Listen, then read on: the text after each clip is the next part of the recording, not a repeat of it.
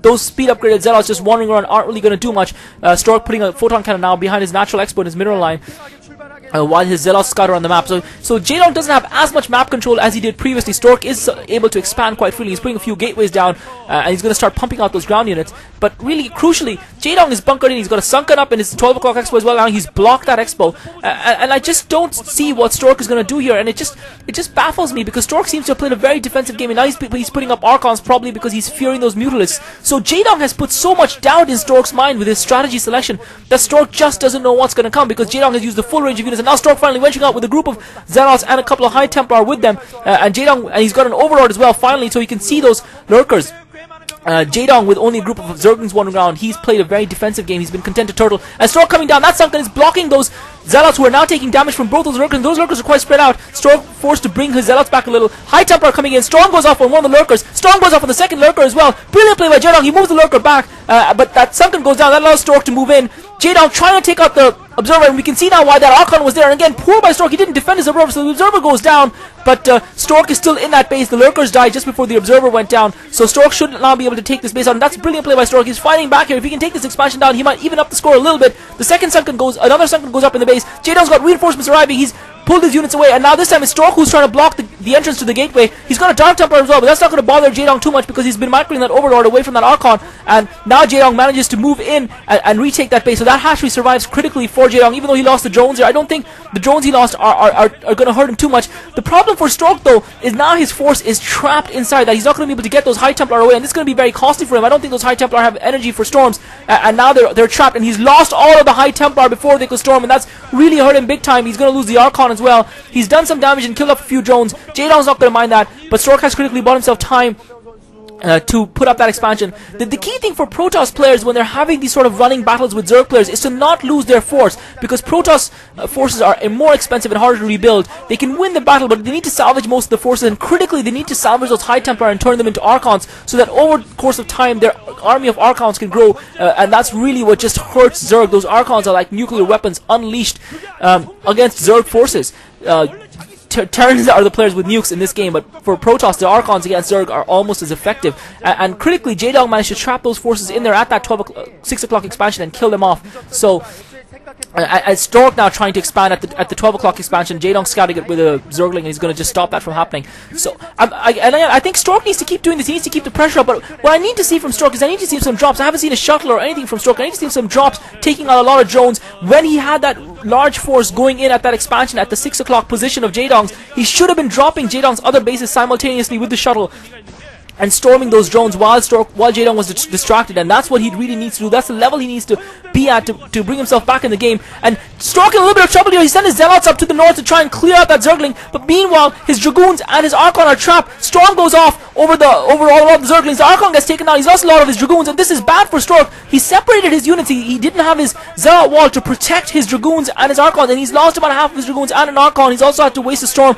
on just a handful of Zerglings, which are going to cost Jaedong nothing. So that's a little bit poor by Stork, I have to say. That separating his forces wasn't a good idea. More Zerglings coming in for Jaedong, and Jaedong's now going to try and take that expansion out that I think he spotted being built of Storks down at the 5 o'clock position. Stork is starting expansion there. Jaedong already with the Defiler Den technology, and once again Stork finds his forces a little bit separated out, and Jaedong with a large number of Zerglings, he's actually going to manage to take out most of these forces here. He's killed off most of the Zealots. He's also taken out most of the Dragoons, and Stork's Zealots arrive back in time to rescue the day. So once again Stork theoretically wins that battle, but he's taking far too many losses. Zerg forces are far more expendable than Protoss forces, and Stork has lost a lot of Dragoons, and those Dragoons are critical when it comes to protecting his observers in the middle of battle. They're critical for taking out those Zerglings and the Zerg units behind the wall of Protoss Zealots, and now he's finally got that Zealot wall, and I'm not sure what he was doing sending that group of Zealots just to kill a handful of Zerglings up at the top of the map to try and prevent Jaedong from building an expansion there, leaving the rest of his units exposed. You've got to give credit for Jaedong for brilliantly spotting, and now he's got Defilers out. Jaedong's got Defilers out, and their Observer's going to get taken out. Brilliant play by Jaedong. He takes out the Observer, and this is where losing those 6 to 8 Dragoons that Stork lost, this is where that's costing him. Had he had those Dragoons, there is no way that Observer would have been taken down, and so now Stork is forced to retreat, even though he's got his force that he feels he's got enough to be able to battle against what Jaedong has. Without the Observer, he can't see anything, and Jaedong really playing a picture-perfect game in this map, as he has played the last 2 games, and really this is not the sort of play you would expect to see of someone who's supposed to be horrible at Protoss vs. Zerg, and Jaedong now just setting up a barricade with his lurkers on top of the ramp in the middle of the map. Stork getting ready to assault it. but really this looks bad to me for Stork. This is a must-win game for Stork. Stork now barreling up that ramp. The lurkers in place. Swarm goes off. Storm goes off over all of the units. And Jaedong Storm not really that effective. Stork Storm not really that effective. Jaedong still managed to bring more reinforcements, but it looks like Stork is going to win this battle. Jaedong, however, has reinforcements arriving, more lurkers burying, but Jaedong is just piling through those lurkers with his zealots, and Jaedong now, Stork needs to keep pushing him. If he can push through, break through this contain, and take out one of Jaedong's expansions, he'll be right back on top of this game. And Stork doing a great job of keeping his units together, fighting him, but it looks like he's lost his observer again, and yet again, losing the observer, buys Jaedong the critical time, taking out that observer to get those lurkers in place, and once again he's sending the Scourge out, but there are no observers to kill, and Stork is forced to retreat. Jaedong able to use those swarms that he set up earlier. Another observer arrives for Stork, and this time he's managed to kill off the Scourge with his 2 Dragoons and his Archon. So, but he's not got too many units left. He's going to be able to take down those lurkers, but unfortunately for Stork, Jaedong's economy is far superior because his economy has been up and running for longer, because Stork has done no damage to Jaedong's economy, and really Jaedong happy to have these repeated engagements with Stork because he's rebuilding his units much faster. And looks like Jaedong went for a drop in Stork's main. This could be disastrous, but there's only a couple of overlords. It might just be a distraction technique. And oh my god, Stork's got a lot of Dragoons and Zealots trapped just at the top of that ramp, and Stork loses those forces again. And really, Stork is doing a horrible job of conserving his forces. You cannot play like this as a Protoss player. He's constantly being caught by Jaedong in the middle of the map, caught in no man's land, and losing his units time and time and time again.